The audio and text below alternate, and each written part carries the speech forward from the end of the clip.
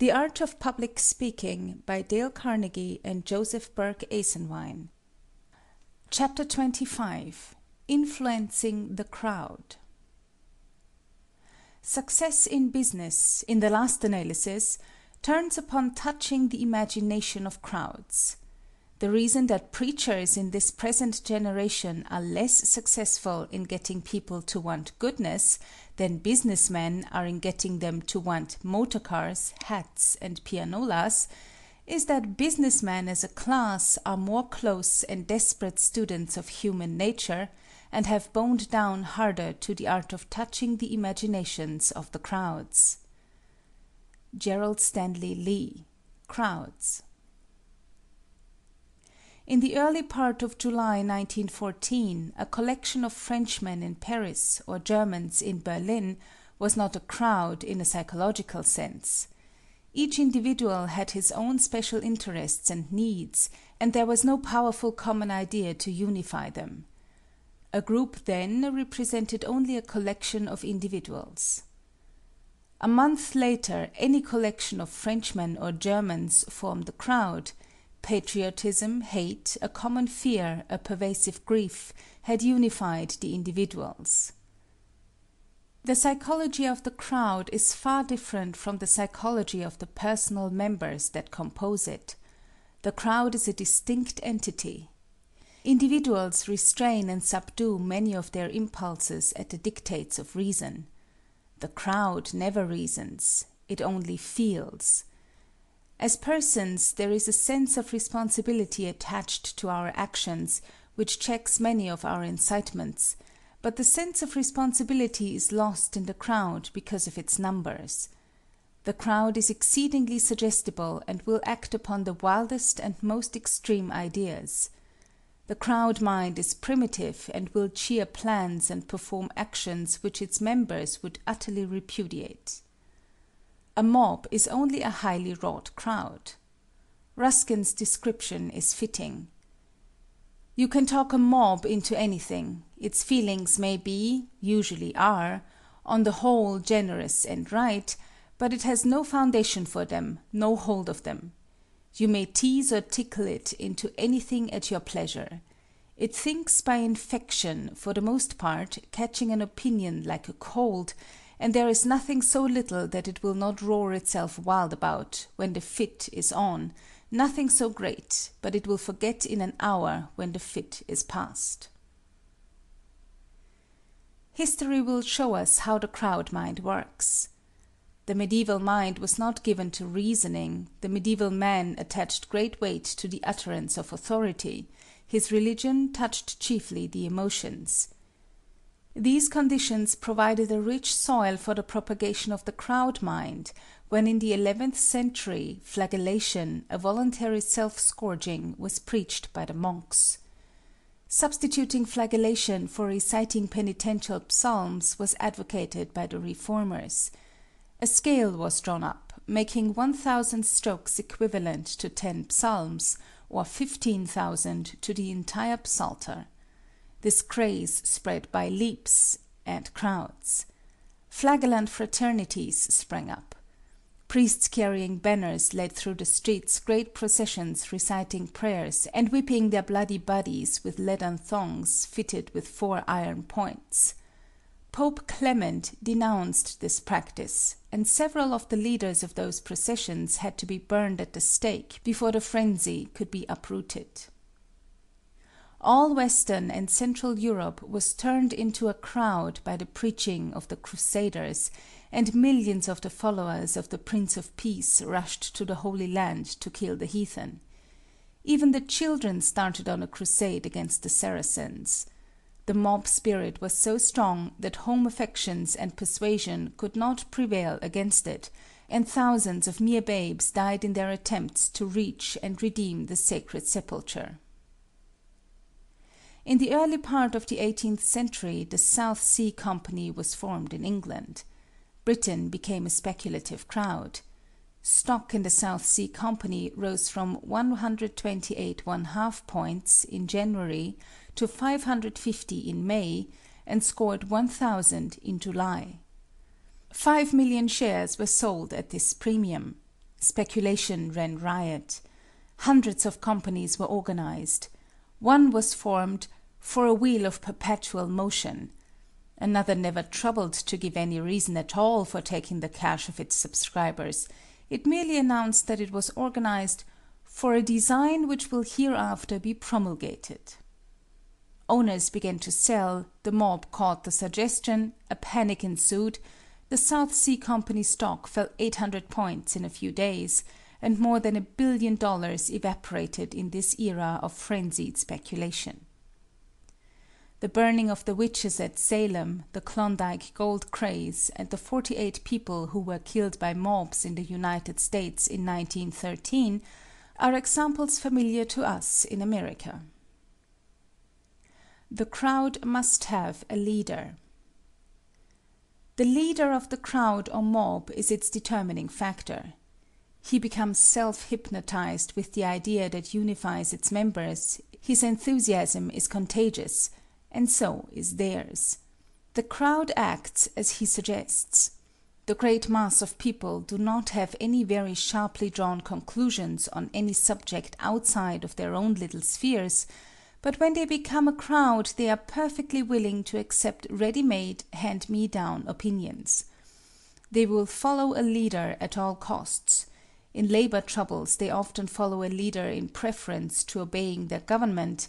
In war they will throw self-preservation to the bushes and follow a leader in the face of guns that fire 14 times a second. The mob becomes shorn of willpower and blindly obedient to its dictator. The Russian government, recognizing the menace of the crowd mind to its autocracy, formally prohibited public gatherings. History is full of similar instances. How the crowd is created. Today the crowd is as real a factor in our socialized life as are magnates and monopolies. It is too complex a problem merely to damn or praise it. It must be reckoned with and mastered. The present problem is how to get the most and the best out of the crowd spirit, and the public speaker finds this to be peculiarly his own question. His influence is multiplied if he can only transmute his audience into a crowd.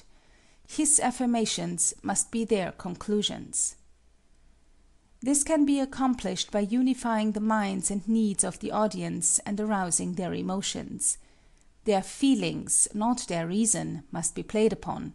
It is up to him to do this nobly. Argument has its place on the platform, but even its potencies must subserve the speaker's plan of attack to win possession of his audience. Reread the chapter on feeling and enthusiasm. It is impossible to make an audience a crowd without appealing to their emotions. Can you imagine the average group becoming a crowd while hearing a lecture on dry fly fishing or on Egyptian art? On the other hand, it would not have required world-famous eloquence to have turned any audience in Ulster in 1914 into a crowd by discussing the Home Rule Act. The crowd spirit depends largely on the subject used to fuse their individualities into one glowing whole. Note how Antony played upon the feelings of his hearers in the famous funeral oration given by Shakespeare in Julius Caesar. From murmuring units, the men became a unit, a mob. Antony's oration over Caesar's body. Friends, Romans, countrymen, lend me your ears. I come to bury Caesar, not to praise him. The evil that men do lives after them. The good is oft interred with their bones. So let it be with Caesar. The noble Brutus hath told you Caesar was ambitious. If it were so, it was a grievous fault, and grievously hath Caesar answered it. Here, on the leave of Brutus and the rest, for Brutus is an honorable man. So are they all honorable men. Come I to speak in Caesar's funeral. He was my friend, faithful and just to me, but Brutus says he was ambitious, and Brutus is an honorable man. He hath brought many captives home to Rome, whose ransom did the general coffers fill, Did this in Caesar seem ambitious? When that the poor have cried, Caesar hath wept, ambition should be made of sterner stuff. Yet Brutus says he was ambitious, and Brutus is an honorable man. You all did see that, on the Lupercal, I thrice presented him a kingly crown, which he did thrice refuse. Was this ambition? Yet Brutus says he was ambitious, and sure he is an honorable man. I speak not to disprove what Brutus spoke, but here I am to speak what I do know. You all did love him once, not without cause. What cause withholds you then to mourn for him? O judgment, thou art fled to brutish beasts, and men have lost their reason. Bear with me, my heart is in the coffin there with Caesar, and I must pause till it come back to me. Weeps. 1st Plebeian. Methinks there is much reason in his sayings. 2nd Plebeian. If thou consider rightly of the matter, Caesar has had great wrong. 3rd Plebeian. Has he, masters? I fear there will a worse come in his place. 4th Plebeian. Mark thee his words, he would not take the crown, therefore 'tis certain he was not ambitious. 1st Plebeian. If it be found so, some will dear abide it. 2nd Plebeian. Poor soul, his eyes are red as fire with weeping. 3rd Plebeian. There is not a nobler man in Rome than Antony. 4th Plebeian. Now mark him, he begins again to speak. Antony. But yesterday the word of Caesar might have stood against the world. Now lies he there, and none so poor to do him reverence. O masters, if I were disposed to stir your hearts and minds to mutiny and rage, I should do Brutus wrong and Cassius wrong, who, you all know, are honorable men. I will not do them wrong. I rather choose to wrong the dead, to wrong myself and you, than I will wrong such honorable men. But here's a parchment, with the seal of Caesar. I found it in his closet. 'Tis his will. Let but the commons hear this testament, which, pardon me, I do not mean to read, and they would go and kiss dead Caesar's wounds, and dip their napkins in his sacred blood. Yea, beg a hair of him for memory, and, dying, mention it within their wills, bequeathing it as a rich legacy unto their issue. 4th Plebeian. We'll hear the will. Read it, Mark Antony. All. The will! The will! We will hear Caesar's will. Antony. Have patience, gentle friends. I must not read it. It is not meet you know how Caesar loved you. You are not wood, you are not stones, but men. And being men, hearing the will of Caesar, it will inflame you, it will make you mad. 'Tis good you know not that you are his heirs, for if you should, oh, what would come of it? 4th Plebeian. Read the will, we'll hear it, Antony. You shall read us the will, Caesar's will. Antony. Will you be patient? Will you stay a while? I have o'ershot myself to tell you of it. I fear I wrong the honorable men whose daggers have stabbed Caesar. I do fear it. 4th Plebeian. They were traitors. Honorable men. All. The will, the testament. 2nd Plebeian. They were villains, murderers. The will, read the will. Antony. You will compel me then to read the will? Then make a ring about the corpse of Caesar, and let me show you him that made the will. Shall I descend, and will you give me leave? All. Come down. 2nd Plebeian. Descend. He comes down from the rostrum. 3rd Plebeian. You shall have leave. 4th Plebeian. A ring, stand round. 1st Plebeian. Stand from the hearse, stand from the body. 2nd Plebeian. Room for Antony, most noble Antony. Antony. Nay, press not so upon me, stand far off. All. Stand back, room, bear back. Ant.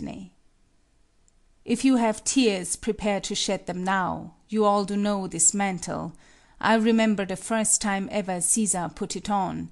'Twas on a summer's evening, in his tent, that day he overcame the Nervii. Look, in this place ran Cassius' dagger through.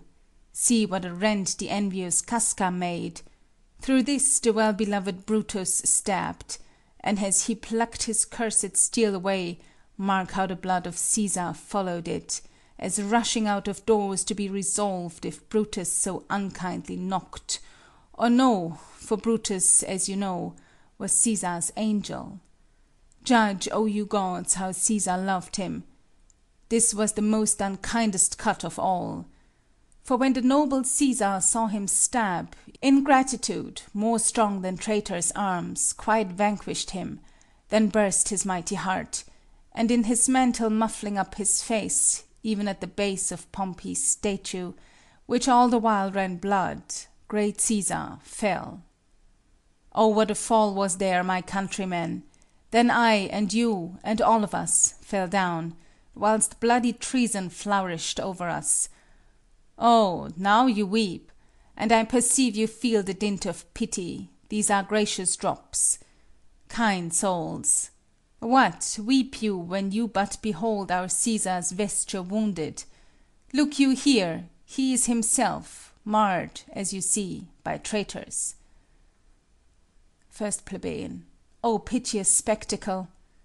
2nd Plebeian. O noble Cæsar! 3rd Plebeian. O woeful day! 4th Plebeian. O traitors, villains! 1st Plebeian. O most bloody sight! 2nd Plebeian. We will be revenged. All. Revenge, about, seek, burn, fire, kill, day. Let not a traitor live. Ant. Stay, countrymen. 1st Plebeian. Peace there, hear the noble Antony. 2nd Plebeian. We'll hear him, we'll follow him, we'll die with him. Ant. Good friends, sweet friends, let me not stir you up to such a sudden flood of mutiny. They that have done this deed are honorable. What private griefs they have, alas, I know not, that made them do it. They are wise and honorable, and will, no doubt, with reasons answer you. I come not, friends, to steal away your hearts. I am no orator, as Brutus is, but as you know me all, a plain, blunt man, that love my friend, and that they know full well, that gave me public leave to speak of him, for I have neither wit nor worth, action or utterance, nor the power of speech, to stir men's blood. I only speak right on. I tell you that which you yourselves do know. Show your sweet Cæsar's wounds, poor, poor, dumb mouths, and bid them speak for me. But were I Brutus, and Brutus Antony, there were an Antony would ruffle up your spirits, and put a tongue in every wound of Cæsar, that should move the stones of Rome to rise and mutiny. All. Will mutiny. 1st Plebeian. Will burn the house of Brutus. 3rd Plebeian. Away then! Come, seek the conspirators. Ant. Yet hear me, countrymen, yet hear me speak. All. Peace, ho! Hear Antony, most noble Antony. Ant. Why, friends, you go to do you know not what. Wherein hath Cæsar thus deserved your loves? Alas, you know not, I must tell you then. You have forgot the will I told you of. Plebeians. Most true, the will. Let's stay and hear the will. Ant. Here is the will, and under Cæsar's seal. To every Roman citizen he gives, to every several man, 75 drachmas. 2nd Plebeian. Most noble Cæsar, will revenge his death. 3rd Plebeian. O royal Caesar! Ant. Hear me with patience. All. Peace, ho!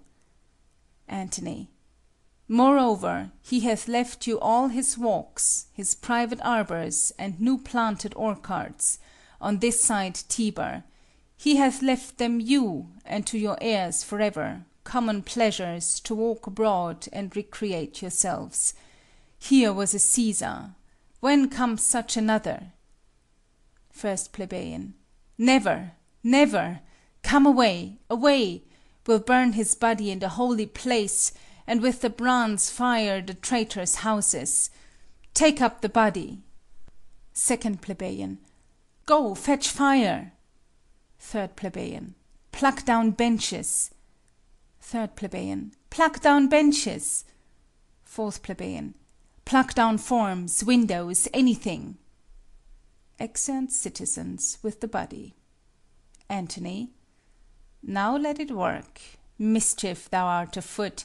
Take thou what curse thou wilt. To unify single auditors into a crowd, express their common needs, aspirations, dangers, and emotions, deliver your message so that the interests of one shall appear to be the interests of all. The conviction of one man is intensified in proportion as he finds others sharing his belief and feeling. Antony does not stop with telling the Roman populace that Caesar fell, he makes the tragedy universal. Then I and you and all of us fell down, whilst bloody treason flourished over us. Applause, generally a sign of feeling, helps to unify an audience. The nature of the crowd is illustrated by the contagion of applause. Recently a throng in a New York moving picture and vaudeville house had been applauding several songs, and when an advertisement for tailored skirts was thrown on the screen, someone started the applause, and the crowd, like sheep, blindly imitated, until someone saw the joke and laughed. Then the crowd again followed the leader and laughed at and applauded its own stupidity. Actors sometimes start applause for their lines by snapping their fingers. Someone in the first few rows will mistake it for faint applause, and the whole theatre will chime in.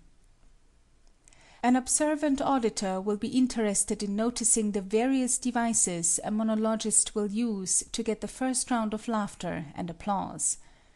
He works so hard because he knows an audience of units is an audience of indifferent critics, but once get them to laughing together, and each single laughter sweeps a number of others with them, until the whole theatre is a roar and the entertainer has scored. These are meretricious schemes, to be sure, and do not savour in the least of inspiration, but crowds have not changed in their nature in 1,000 years, and the one law holds for the greatest preacher and the pettiest stump-speaker: you must fuse your audience, or they will not warm to your message. The devices of the great orator may not be so obvious as those of the vaudeville monologist, but the principle is the same. He tries to strike some universal note that will have all his hearers feeling alike at the same time. The evangelist knows this when he has the soloist sing some touching song just before the address. Or he will have the entire congregation sing, and that is the psychology of "now everybody sing," for he knows that they who will not join in the song are as yet outside the crowd.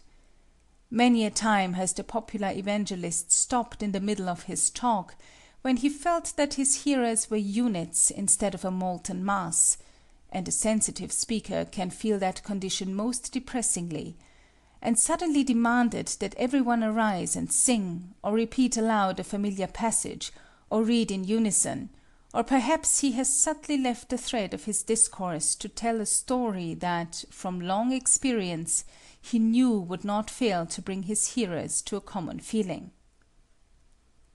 These things are important resources for the speaker, and happy is he who uses them worthily and not as a despicable charlatan. The difference between a demagogue and a leader is not so much a matter of method as of principle. Even the most dignified speaker must recognize the eternal laws of human nature. You are by no means urged to become a trickster on the platform, far from it, but don't kill your speech with dignity. To be icily correct is as silly as to rant. Do neither, but appeal to those world-old elements in your audience that have been recognized by all great speakers from Demosthenes to Sam Small, and see to it that you never debase your powers by arousing your hearers unworthily. It is as hard to kindle enthusiasm in a scattered audience as to build a fire with scattered sticks. An audience to be converted into a crowd must be made to appear as a crowd. This cannot be done when they are widely scattered over a large seating space, or when many empty benches separate the speaker from his hearers. Have your audience seated compactly. How many a preacher has bemoaned the enormous edifice over which what would normally be a large congregation has scattered in chilled and chilling solitude Sunday after Sunday. Bishop Brooks himself could not have inspired a congregation of 1,000 souls seated in the vastness of St. Peter's at Rome. In that colossal sanctuary it is only on great occasions which bring out the multitudes that the service is before the high altar; at other times the smaller side chapels are used. Universal ideas surcharged with feeling help to create the crowd atmosphere. Examples: liberty, character, righteousness, courage, fraternity, altruism, country, and national heroes. George Cohan was making psychology practical and profitable when he introduced the flag and flag songs into his musical comedies. Cromwell's regiments prayed before the battle and went into the fight singing hymns. The French corps, singing the Marseillaise in 1914, charged the Germans as one man. Such unifying devices arouse the feelings, make soldiers fanatical mobs, and, alas, more efficient murderers. End of section 25.